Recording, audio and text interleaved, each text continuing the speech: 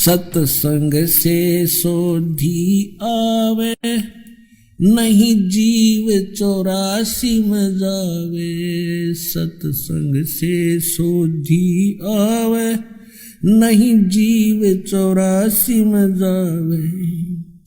अब मेटो द्वेष और राग, हो राग या उम्र बतेरी जाली। अब मेटो द्वेष और राग, हो राग या उम्र बतेरी जाली। अब आपको क्या दिखाते हैं कि ये कौन से मंत्र जाप करें।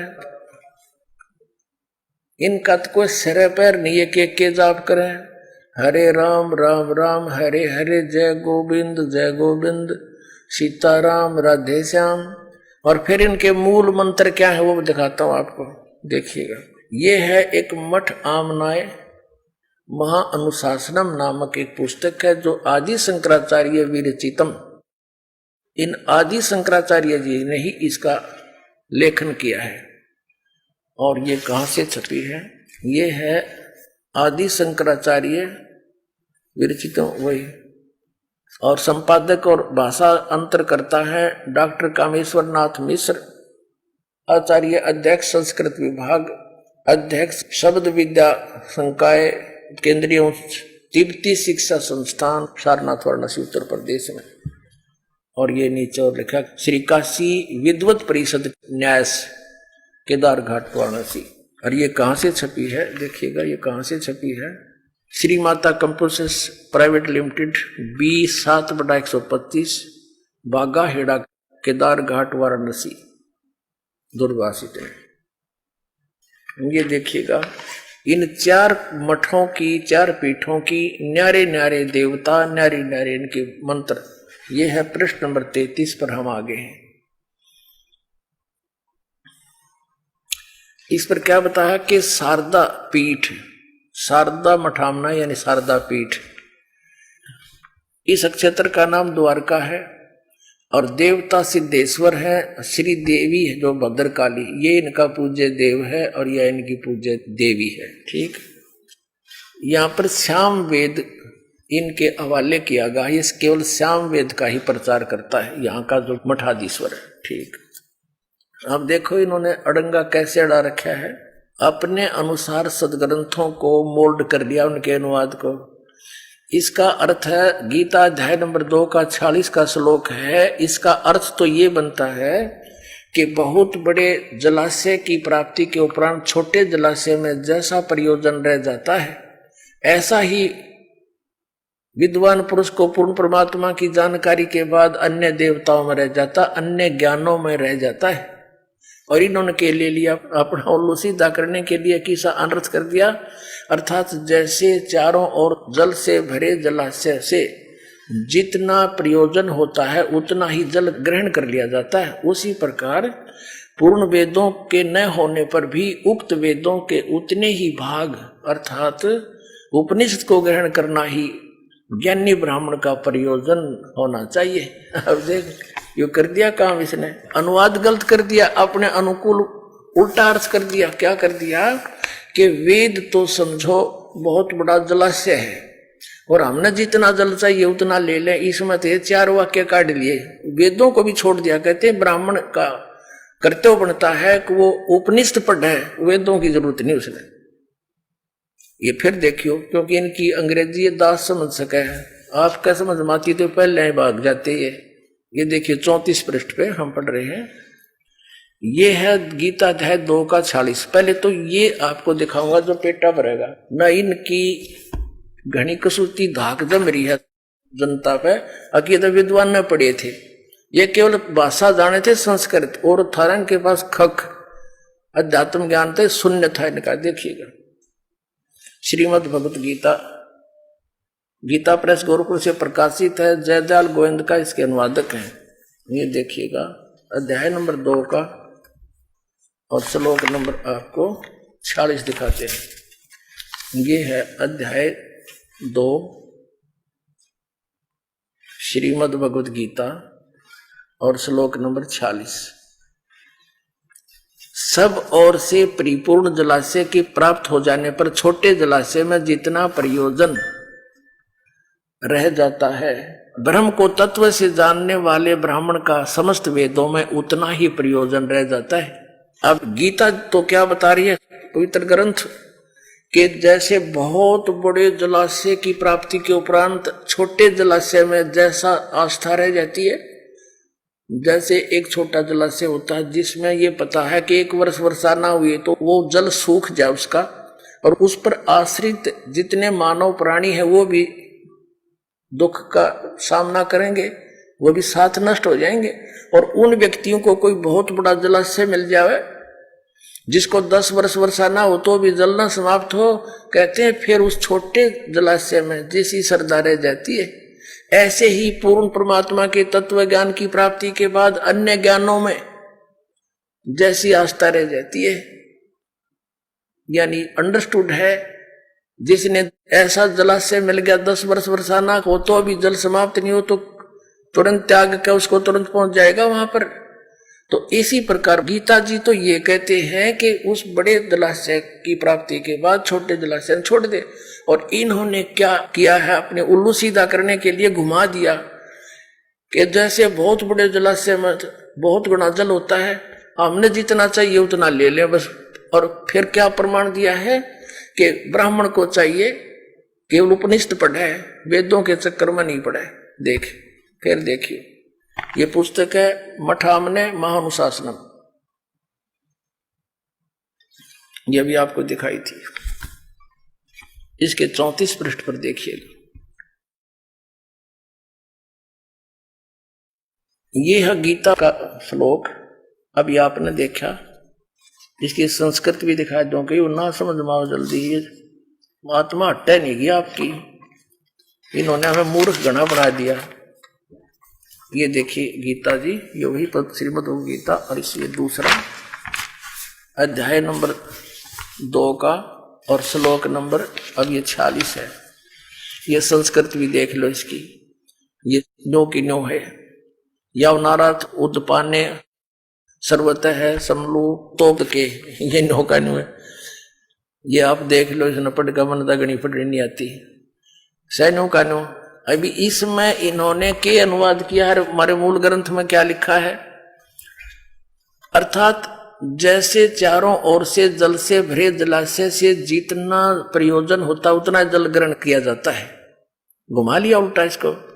और जिस प्रकार पूर्ण वेदों के होने पर भी उक्त वेदों के उतने ही भाग अर्थात उपनिषद को ग्रहण करना ज्ञानी ब्राह्मण का प्रयोजन होना चाहिए। अब गाड़ दिया उल्टा खुटा। इनका कहने का भाव ये है कि हमने उपनिषदों को पढ़ना चाहिए, वेदों में सिर माथा नहीं मारना चाहिए। इसलिए इन शंकराचार्यों ने वेदों को रखा सुरक्षित, सीने से लगाकर एक एक वेद को। लेकिन ये पढ़ते रहे उपनिषद। उपनिषद क्या है, जैसे मांडुक के उपनिषद है। अब मांडुक नाम के एक ऋषि थे, उन्होंने जैसा वेदों को समझा फिर अपना अनुभव किया साधना करके, जो उसका अनुभव था उसने लिख दिया उसमें, वो मांडुक के उपनिषद हो गया।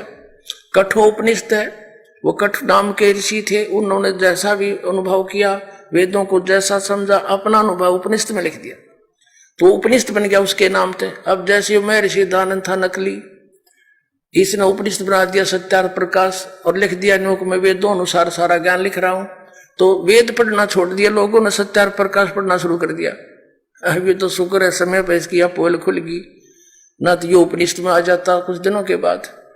तो ये आगे देखना भी इससे आपको कितना इनकी इन शंकराचार्यों की ये जो विद्या का ज्ञान होगा, देखिएगा। अब हम 34 पृष्ठ पर पढ़ रहे थे कि ब्राह्मणों को चाहिए कि उपनिषद पढ़े, ये उनके भाग हैं उपनिषद।